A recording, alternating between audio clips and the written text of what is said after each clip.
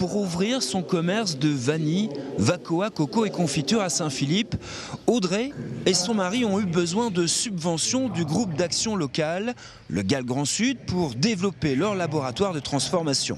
Sans cette aide, ce ne sera pas possible puisque le financement est très lourd.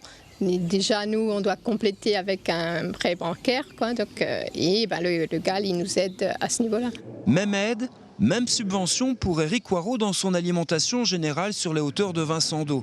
Un bol d'air financier, mais résister à la force de frappe des grandes surfaces du littoral n'est pas simple et le commerçant doit constamment revoir ses tarifs.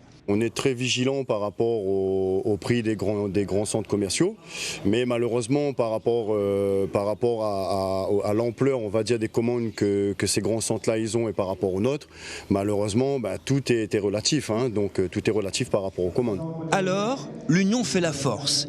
Un des objectifs du GAL est de regrouper les commerçants des Hauts en collectif afin de limiter les coûts de ravitaillement.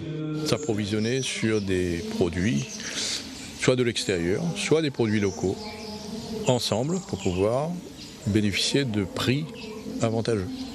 Donc plus on a un volume qui sera important, donc plus on est nombreux, plus on commande des volumes importants, plus les prix vont être intéressants pour le consommateur des Hauts et pour faire en sorte qu'il arbitre en faveur des Hauts plutôt qu'aller ailleurs dans les bas. Il est important aussi de faire réhabiter les Hauts, notamment par une dynamique de logement social qui ne passera pas par des immeubles, mais par des maisons de ville pour le coup, ou plutôt des maisons de village qui peuvent véritablement s'y adapter. Et le commerce là-dedans, il prend toute sa place. Et c'est pour ça que nous voulons justement encourager, par le biais du groupe d'action locale et en conformité avec le schéma de cohérence territoriale que nous avons préparé pour le Grand Sud.